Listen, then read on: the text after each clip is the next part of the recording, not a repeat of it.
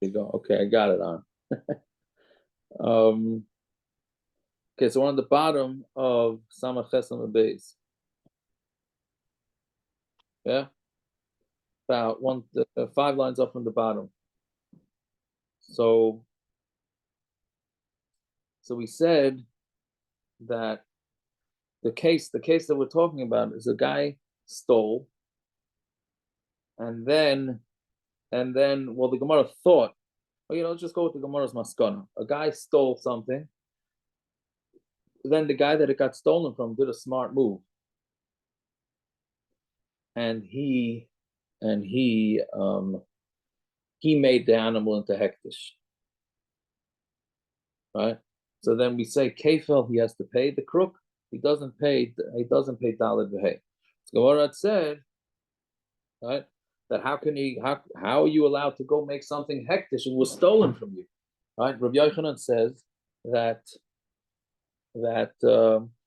when somebody has something stolen from him, nobody can make it into hektish. Not the ganav because it doesn't belong to him, and not the seller because it's not in his rishus. Right? So how can you have that?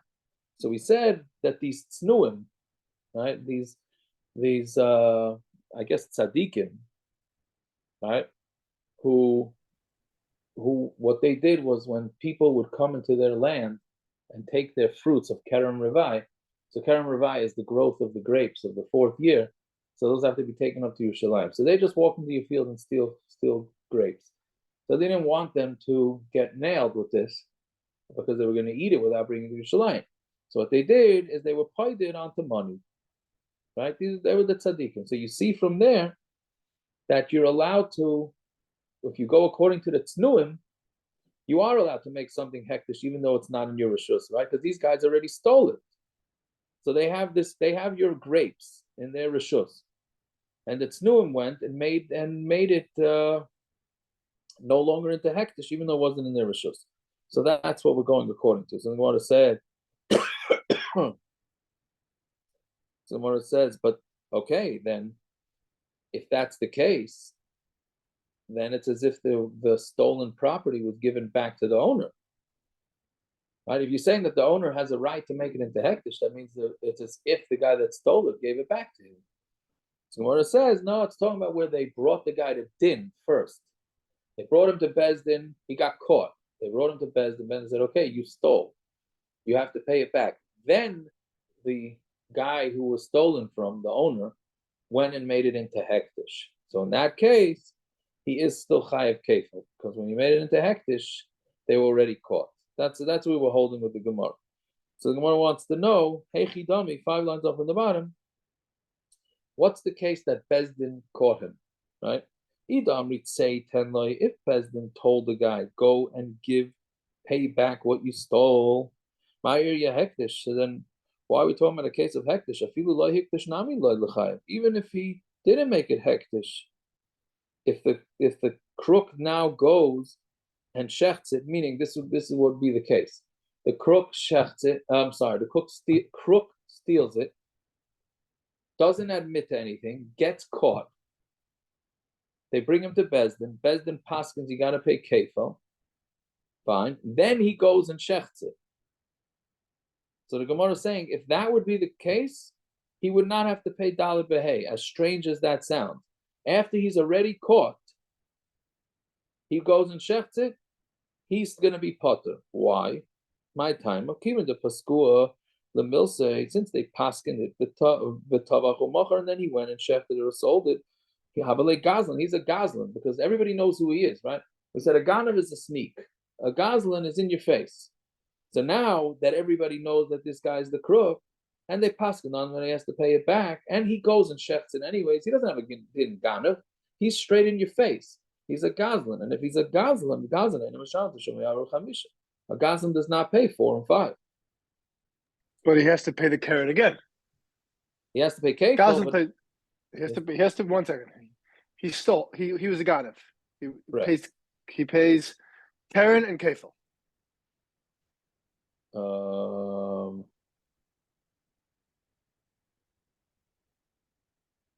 Right, he pays double. He pays Karen and the kefil. Kefil including Karen. Okay, so wait, he pays double. Then he steals it as a Goslin again. He has to pay the Karen again. He doesn't pay Abra Chamisha because the Goslin doesn't pay, but he has to pay again. He has one to pay time. Yes, kefil, but not 4 and 5. Not Goslin pays kefil.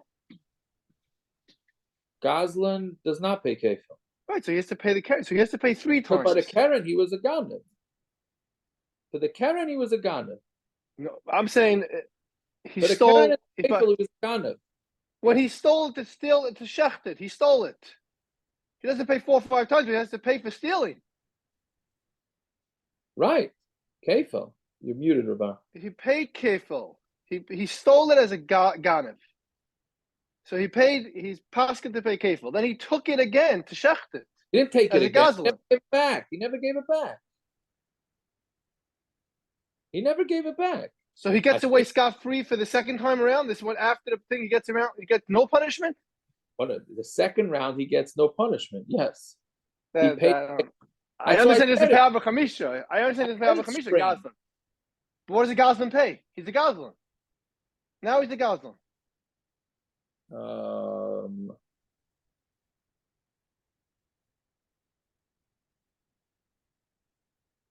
He's paying kefil, not daled v'hei. He's paying kefil as a ganav. He didn't shecht it yet. Correct. Now as the Goslin, what's he paying? Nothing. Goslin doesn't Why pay. Does he get? Goslin doesn't pay anything. No. He gets off scot-free. No, he has to pay back the gazela. That he paid back. He did it.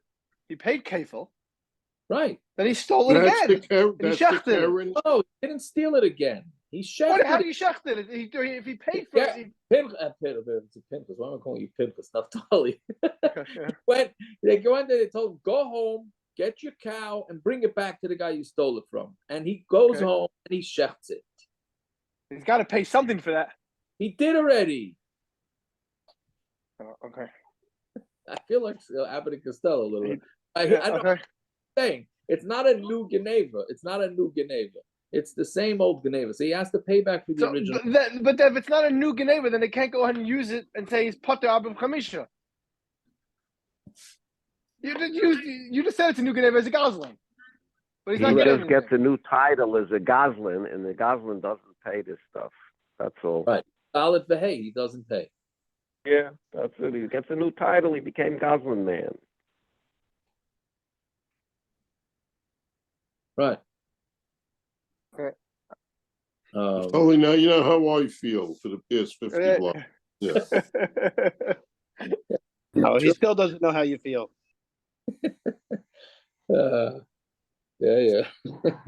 Anyways, so that's if they tell the guy that he has to go pay. Right? Chayiv, I'm talking about Aleph now. Chayiv atalitin loy. But if they told him you're chayiv to give it to him, which is very interesting, because if you would have asked me to continue the confusion, right? I would chayiv litin loy sure sounds like a much more definitive psak than what was the other lashon? Than say ten loy. Right? The Gemara is saying say ten loy is a final psak mamish, and chayiv atalitin loy is not.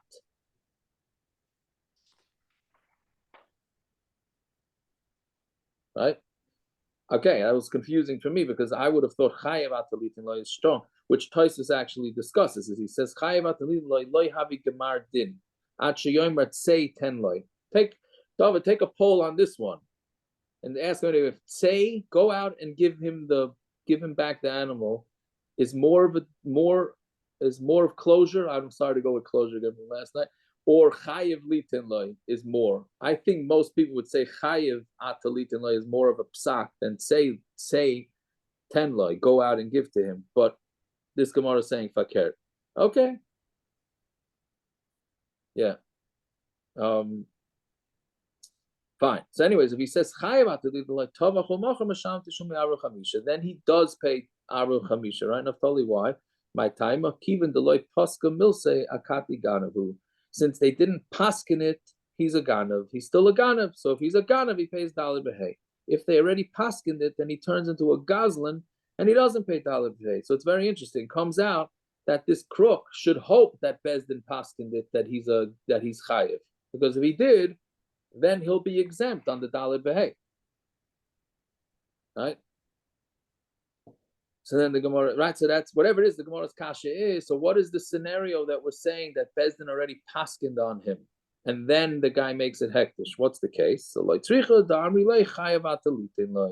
they said you're chayiv to give it to him, right? So Mamela, and then once they said chayav atalitin, then he went and made it into hektish. That's when he's going to be potter again from paying. If then he shefts it, then again he's potter from dalid behei, right?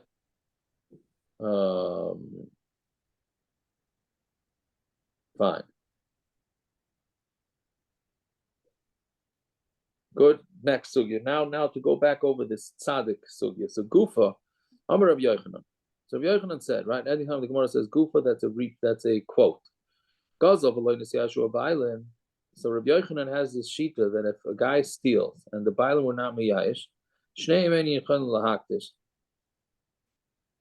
Right? Then they're both not allowed to make it hektish. Zeh lefi she'ena shaloi, zeh lefi she'ena b'reshusai. Right? One because it's not his, and one because it's not his rishus. So you can't make it hektish. Yeah. So me Amar Rabbi Yochanan, Hachi, did Rabbi Yochanan really say this? Now this is going to be a long kasha because the Gemara stops in the middle.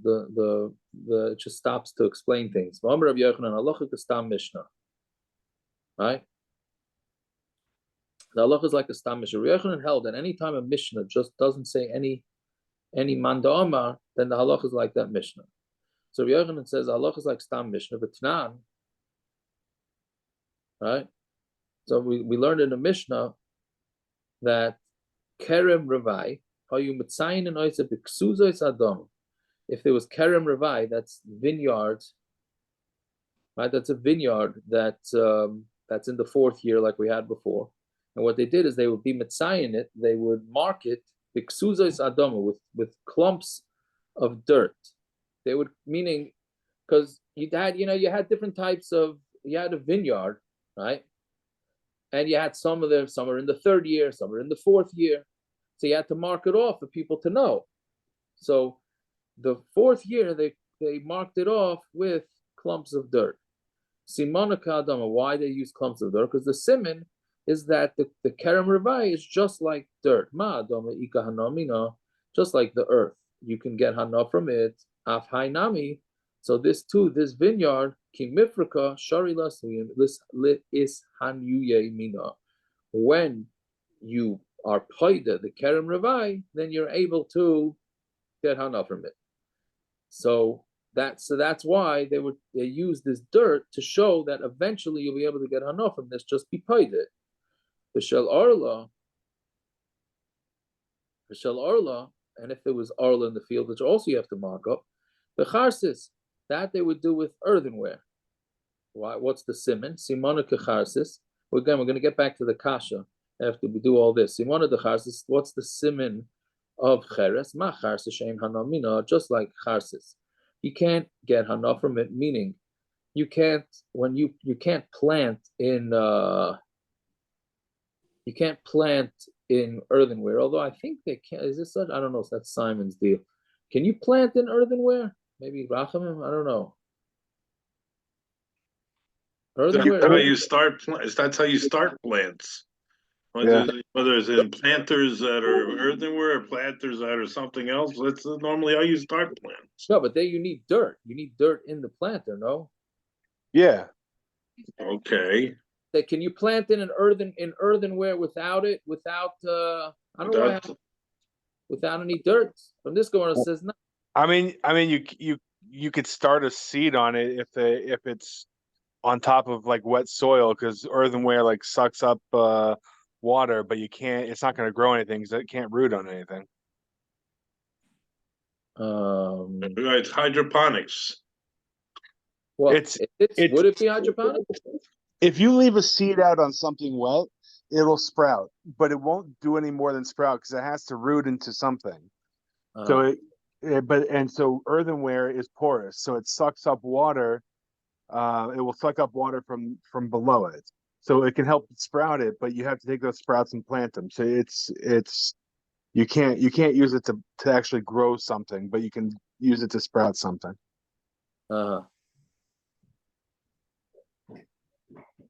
Interesting. Okay, so it's not going to grow anywhere. That's the bottom line. Yeah. Okay, so that's what's saying. So Arla also is always usher. Arla never becomes mutter, right? Simana b'charsis, ma charsa shein hanamina, just like charsis has no hana from it.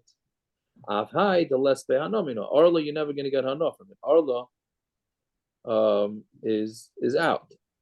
Yeah, fine. Shal kvaris, a cemetery. The sid that they would mark it with sid. Yeah. So what's simana de chivar ka'atzamas, and the simon is that its sid is white like bones. And then they would dilute it. They would dilute the sid, and then put it all around the grave. So then you would know that there's a grave there. And the reason why they diluted it so that it become very, very white. Chavar means white. It'll become very white, and then you mark off the graves. So Amar Shimon Gamliel b'medvar more b'shviyas. This whole Gemara is talking about during Shemitah, the hefker nenu, because all fruits are hefker, so anybody could walk into the field and take it. So therefore, they had to mark it off properly so that people wouldn't be over on Isurim. Al b'shar shnei shuvi, but in the other years of the Shemitah cycle, haliteo l'rasha v'yamas. Why do we have to care? Feed the Russia and let him die. Right? Meaning, this is what all of us would do. Right? We keep thinking that these tznuim, not what they call tznuim, yeah, why are they trying to take care of crooks? So that Rosh Gamliel is saying that we're only worried about it during Shemitah, but the rest of the years, if they're crooks, why do we have to go worry that these crooks? We have to mark things off. So that a crook isn't even on an issur, don't be a crook and you won't have a problem. Right? The Shviz, he's not a crook. So you don't want to put in you don't want to do a michshel for him. When it's not Shviz, he's a crook. So let him be nichshel. Why not? I'm saying Yeah. we're not gonna look to make him into a nichshel, right? We're not gonna try and make him into a nichshel, right? But if the guy goes into the field, we don't have to be proactive to make sure he's not over on the Isurim, right? Correct.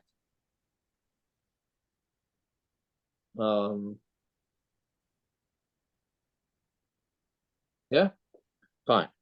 But that's what Rav Shimon Gamliel says is the din. But the tznuim, they did more than that. Manichin and samois, they would put down the money, like we saw yesterday's daf. They would put down the money.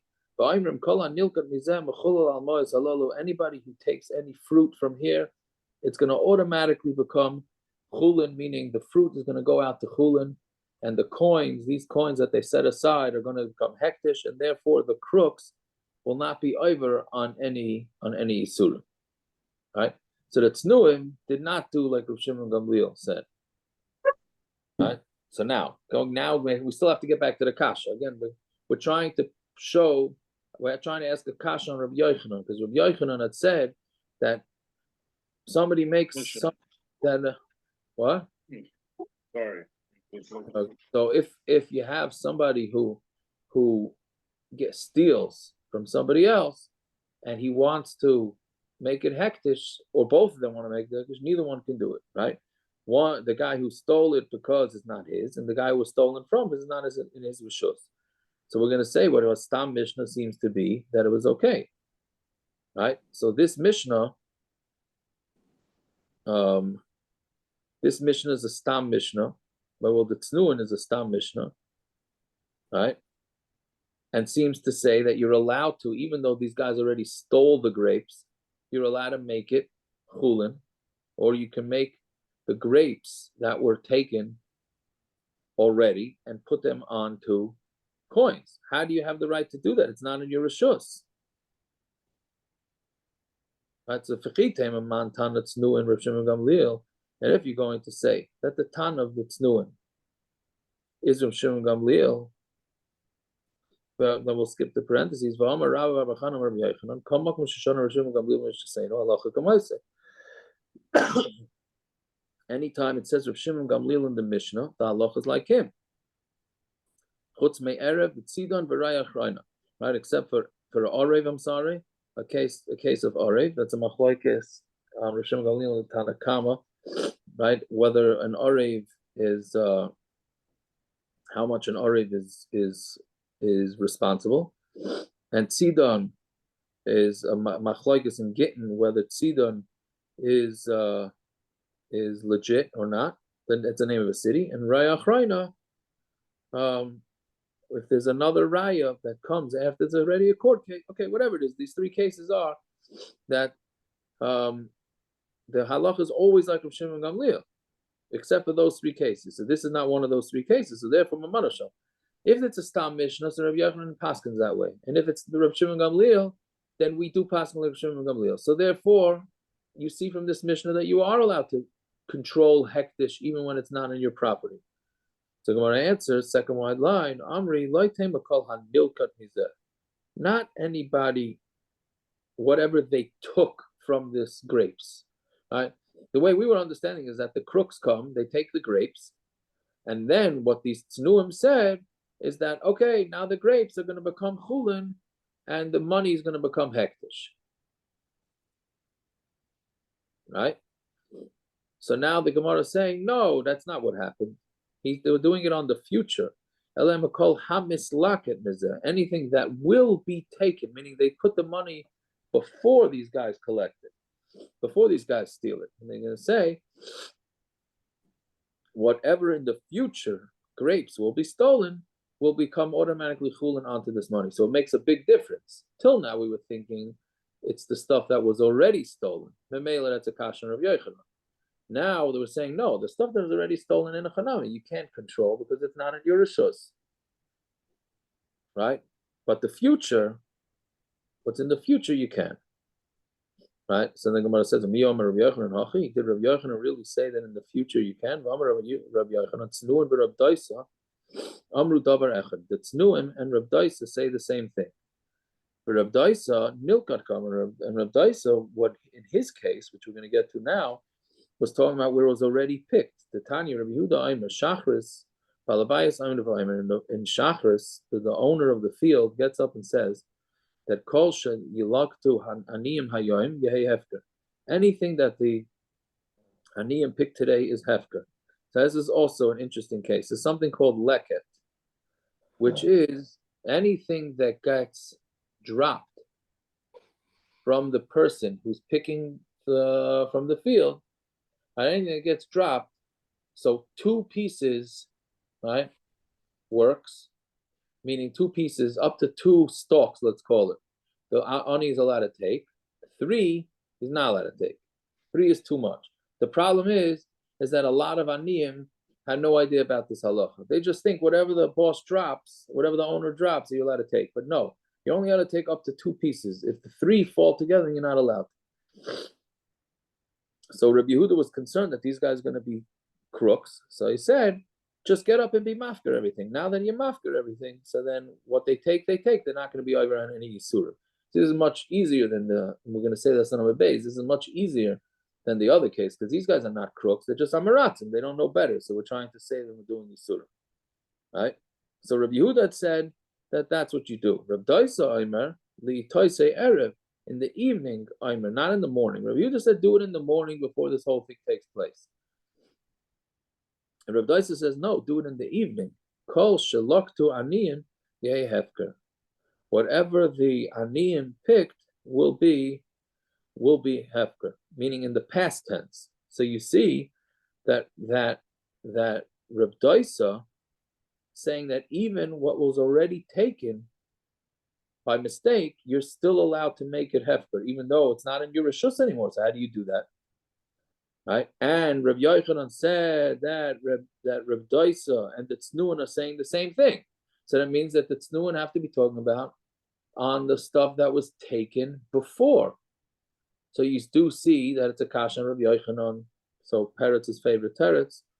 Epoch the Rabbi Yehuda, the Rabbi Daisa, Rabbi Daisa, the Rabbi Yehuda. Let's just switch their opinions. So Rabbi Daisa is the one that said that you say this in the morning, that the owner makes the field hefker in the morning, and Rabbi Yehuda is the one that said that you do it in the evening, and then there's no kashas.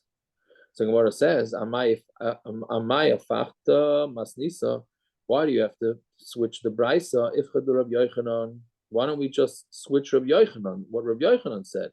Ve'eman say Tznuin Rabbi Yehuda amru davar echad. Why don't you just say that the Tznuin and Rabbi Yehuda said the same thing?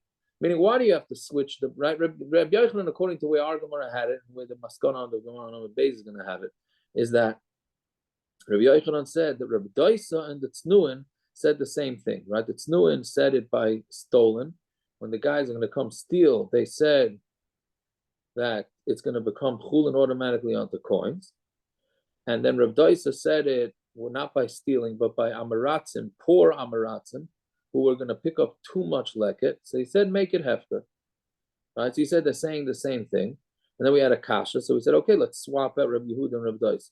Then Gemara is asking, why do you have to do that for? Why don't you swap out by Rabbi Yochanan's statement, instead of Rabbi Yochanan saying that Rabbi Daisa and the Tznuim are saying the same thing, say Rabbi Yehuda and the Tznuim are saying the same thing. So Gemara answers, you can't swap that out. Amri loy sagi de loy mishafechas masnisa. It's not enough not to switch is double negative. It's not enough not to switch the brisa. Meaning you can't. The Baham masnisin. Now, okay, this masnisin masnisa. The masnisin means Mishnah. Masnisa means brisa. It can get confusing here, and of course, there's girsa issues. Which one it says misnisin, and which times it says masnisa. Hence, all the letters that are going over here. At least in my Gemara, it's letters. Anyways, the masnisa katani the islay Rabbi Yehuda breira, because we know that Rabbi Yehuda holds a breira. Because this Mishnah is telling you that Rabbi Yehuda holds a breira, and we know that Rabbi Yehuda Stamazoi does not hold a breira. Now, just to explain what breira is again, Rabbi, I'm going to tell Olam Yukasha from that, because Shai already texted me Yukasha from today, so I preempt you. But anyway, so breira means what we call again retroactive choice, right? Choice is not a very good thing not a good term to use in America, right? But it's retroactive, choosing things retroactively, meaning can you pick something now and then only later will it be decided which one it is that's yours, right? So like basically partners, right? One of the classic cases is a partner. Two people, a shutfim. Oh, you have two people that own a building. And then a guy goes and makes a neder that he's never going to benefit from one of these guys. Right? So can he go into half the building and not the other half? Or he cannot go any part of the building because each partner owns every centimeter of place? Or do you say, no, the left side is owned by this one, the right side is owned by this one? How are you ever going to know which side? Once they sell it or they split it or something like that. Right? So that would be retroactively, you'll find out which one owns half. So therefore you could go into the building. Right? Okay. Whatever, that's what Breda. So we're saying from this Mishnah, it has to be that Rabbi Yehuda holds a Breda. Right? Because Rabbi Yehuda is saying that in the morning, the guy could say that all the grain is hefker. Right? But we don't know which grain they're taking. We don't even know if the poor people are taking any grain. Right? You're basically saying whichever grain these poor people pick up that they're not supposed to is hefker. But you don't know which grains those are. So you see, but we don't care. It's in the future, when they pick it, it will be retroactive back to when the guy makes the decision. So from this brisa, Rabbi Yehuda clearly holds of Breira, this concept of Breira. But we also hear from Rabbi Yehuda that he doesn't hold the Breira. The Tanan, because we learned it in Mishnah on our base, halakeach yain ben akusim. So if you take wine from kusim, so this sheet is going with that kusim were gerei emes. There's a whole machlokes where the kusim, right? They were scared of the lion, so they became gerim. The question is, were they legitimate gerim? They were not legitimate gerim. So this Gemara is going with that they are gerim. So if they are gerim, so then you have to deal with them even in Eretz Yisrael. but the thing is they didn't give Trumas and Maisrus. So let's say Beina Shmoshus, a Friday night, a guy buys wine from these kusim. So now he's going to have to take off Trumas and Maisrus and the whole deal. So how does he do that? You're not allowed to separate it on Shabbos. So the Brisa says, or the Mishnah, the Keach Yamim Beina Kusim, what he does is he says Shnei Lugin, and the assumption is he took 100 lug of wine. So I'm a Shnei Lugin, which is 2%, Shani Asid Lahafrish, that I'm going to eventually separate Harei Hein Truma, their Truma. Asara Me'eser Rishon, 10 from the first 10 Lugin are, Asara Meiser Rishon, 10 are Meiser Rishon, that goes to the Levi, and then Tes Meiser Sheni, and then 9 are considered Meiser Sheni, Umeichel, and then he makes it into Chulin, the Shaisa Miyan, and he drinks everything. So basically what the guy is doing is he has 100 barrels of wine, and he needs to take out Trumas and Meises, but he can't separate Trumas and Meises on Shabbos. So what he does is he says, okay, 2 barrels are going to be to the Kohen, 10 barrels are going to be to the Levi, 9, the leftover 10% is going to be for Meiser Sheni.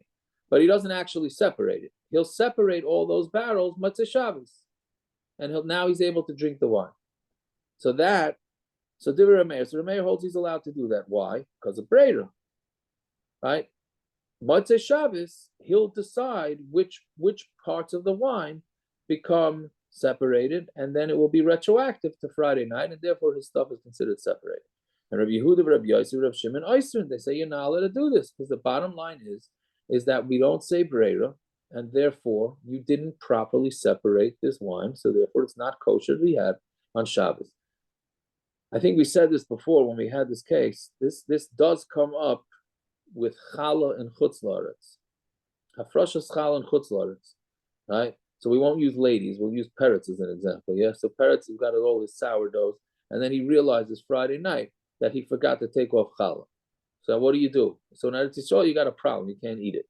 But in chutz la'aretz, what you do, because it's the Rabbanon, in chutz la'aretz it's the Rabbanon, so what you do is you cut off a piece of the challah, and you put it away, and in your head, Matzah Shabbos, you're going to take off a piece of Hafrashas challah from that piece that you put away, and therefore the rest of your challah on Shabbos is okay. That's how you do it, which is sort of the same thing that we're saying over here, right? Not exactly, but close enough. So anyways, so you see that here Rabbi Yehuda said you can't do this, so it means because he doesn't hold the Brera. So the Gemara is saying now we have a stira in Rabbi Yehuda, whether he says Brera or not. So therefore you have to swap out Rabbi Yehuda for Ramdaisa anyways, because it doesn't make sense, Rabbi Yehuda. Right? So switch him to the opinion that doesn't hold the Brera because it was done at night, retroactive. So Gemara says, Amri, so we're 5 lines down now on Amabeis. Amri, why did you switch the Mishnah? And some say it doesn't mean Mishnah, it means Brisa. Because you had a steer on Rabbi Yehuda, so therefore you had to switch the Brisa. Hashtanami kasha Rabbi Yochanan. You still have now a steer from Rabbi Yochanan to Rabbi Yochanan. The Amrit of Rabbi Yochanan, because you're saying according to Rabbi Yochanan, loy tema kol hanilkat ela kol hamislake. Because how did you understand Rabbi Yochanan? Because Rabbi Yochanan said it must mean that anything that will be picked, not anything that was picked. Right? It's only meaning if it was picked already, then it's already in the hand of the Ganovim, or in the poor people, and you can't is no longer under the control of the Balabais. So we say what will be picked is going to become Kodesh. Alma Islay Breda. So you see that he does hold a Breda, because what will be picked will retroactively be okay. Rabbi Yochanan less le Breda, but Rabbi Yochanan himself doesn't have Breda. So brothers that have a Yerusha, they're considered purchasers from each other, and they have to give each other back the money on Yovel. So the background for this is that we know that Yovel, all real estate transactions by Yovel in the 50th year go back to the original owners. Right, so let's say 2 brothers, Yarshan a father. Right? So now it's a big difference how that gets split. If we say Brera, so then everything gets split from the father straight to so it wasn't a purchase. When the one son gets half the building and the other son gets the other half the building, that was a Yerusha from the father. Therefore, who was a Yerusha from the father, it doesn't go back by Shemitah because it wasn't a sale. But if you say that it's the same, right? If you say that each one has a pchelik in it, and then it's as if they want each one bought off the other, right? So then they're basically saying that there's no breira, and once it gets split, each one purchases from each other, and that's why it has to go back in Yovel. So whatever it is, you see that Rabbi Yochanan is saying, since it has to go back in Yovel, he does not hold a breira. So the bottom line is there's a steer on Rabbi Yochanan whether he holds a breira or not. So now the Gemara goes back. Ella, like we know, Ella means clean slate. Let's go back to the original kasha and have a new teretz. Ella, la'olam kol milkat. Really, it's talking about where they were saying that anything that got picked will become hektish. Rabbi Yochanan stama achrina ashkaf. But Rabbi Yochanan, and so what was our kasha? That Rabbi Yochanan, there's a stam mishnah like Rabbi Yochanan passes like a stam mishnah, and here he's not passing like it. So we say no, because he has another stam mishnah. He has two competing stam mishnayos. Rabbi Yochanan stama achrina ashkaf. He found a different stam mishnah. The Tnan ain't going to v'achar agana v'shal d'shum lekefa. So a stealer after the one who steals, right? Our mishnah. One who steals from a ganav has to pay kefil, right? Amai, why is he paying kefil? Bishlam leganav rishon leim mishalem. We understand why the ganav rishon he doesn't pay to the first ganav. The gunav mebeisa ish, but leim mebeisa ganav because it says steal from the man's house, from the owner's house. But leim mebeisa ganav, you only pay kefil if you steal it from the owner's house, not from the crook's house. Elu lebailim mishalem. So then, but let the second crook pay the kefil to the owner. Why doesn't he? The reason is because you don't pay kefil to this guy because it's not his.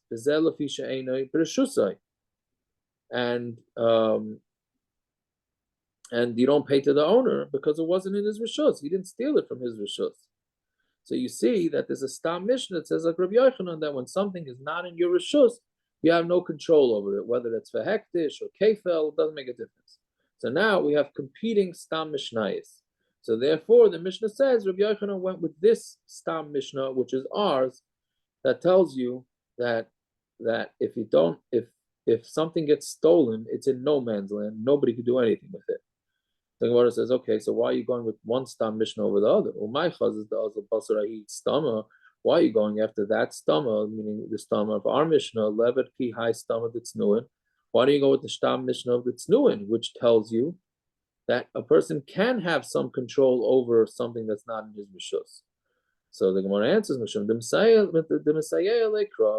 pasuk helps him, because it says v'ishki yaktish is basic kodesh l'Hashem. If a person makes something hektish, it's kodesh Hashem, ma beisei b'rishusay. Just like when somebody wants to make his house hektish, his house is under his control; it's in his rishus. Af kol b'rishusay. So too, the only things that you can make hektish is when it's in your rishus. So therefore, he has a backup, a pasuk that seems to back up that stam mishnah. So in Mela, he's going to go with that stam mishnah over the stam mishnah of tznuin. Okay, so again, now the Gemara goes back to, so Reb Yochanan had said that the Tznuin and Reb Daisa were saying the same thing. Again, the Tznuin were those tzaddikim who didn't want the crooks to be over on Yisurim. Right, so therefore they said anything that they pick will become chulin onto the money, and the money will become hektish. That's why the Tznuin did it, because they cared for the crooks. Reb Daisa was saying something else. Reb Daisa says that the aniyim might unknowingly pick too much of the leket in the fields. So therefore he says, we're going to make sure that they're not over on the Yisurim, make everything hefker. Right? So Rabbi Yochanan said they're saying that they're the same shita, that you're allowed to do this. If it wouldn't be that Rabbi Yochanan said that the Tznuin and Reb Daisa are saying the same thing. Havamina Tznuin is Luda Reb Daisa. The Tznuin would actually hold of what Reb Daisa did. Reb Daisa less like Tznuin, and Reb Daisa would not hold of Tznuin. Why? Tznuin is Luda Reb Daisa. The Tznuin would hold of Reb Daisa. Why? It's Pasha. Of the Rabbanat Takanta.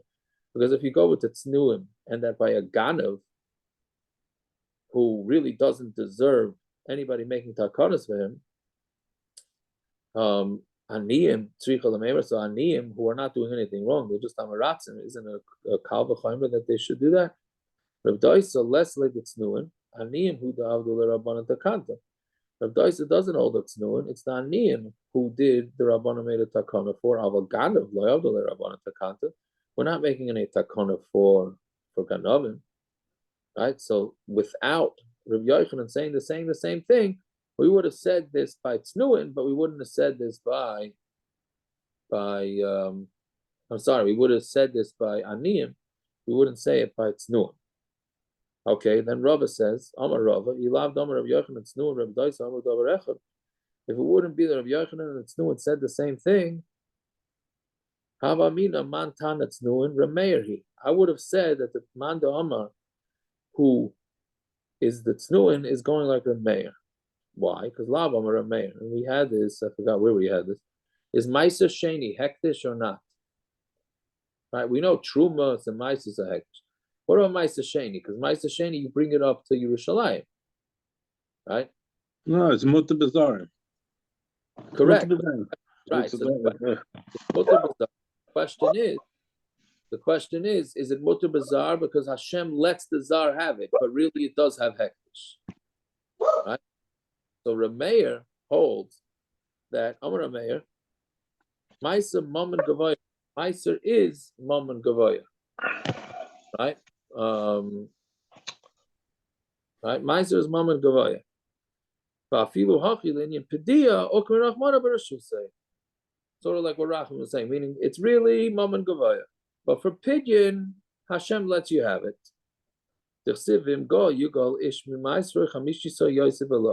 If a person wants to redeem, so when you want to take Meiser, so basically again what happens is that you take your fruits, you can really schlep them up to Yerushalayim. But if you don't want to do that because it's too big a pain, so you take it and you make it onto money, and the money becomes Kaddish, and you take that money up to Yerushalayim. But you have to pay a 20% tax if you do that, right? A fifth. So it says, "V'im you go Ishmi Masr Chamishisah Yosef Alav Kai Rachmana Masra Yomoisef Chainish." So the Torah calls it his Meiser, and you add a fifth, Keren Revainami, right? Which is what we've been discussing. The fourth year fruit, Gomar Kodesh Kodesh Meiser. We learn out Kodesh Kodesh Meiser. Ksiv Hacha Kodesh Hilulim. It says it's Kodesh for halal. Uksiv Gabi Meiser B'chol Meiser Odds Mizara Oret B'Triya Eitz Lashem Hu Kodesh. Right. So it also says it's to Hashem. Ma Kodesh Tiksiv Gabi Meiser. The Kodesh that it says by Meiser Avagav the moment Gavayahu, even though it belongs to Hashem in Yipadia, but for the Beit Tidyon, Ukmi Rachmana B'Rishus, the Torah puts it into the person Rishus. Afai Kodesh Nami the Siv Gabi Keren Ravai. The Kodesh that it says by Keren Ravai, Avagav the La Moment Didehu, even though it's not his money. Meaning Achule Ukmi Rachmana B'Rishus, for making it into Chulim, meaning being paid it onto money.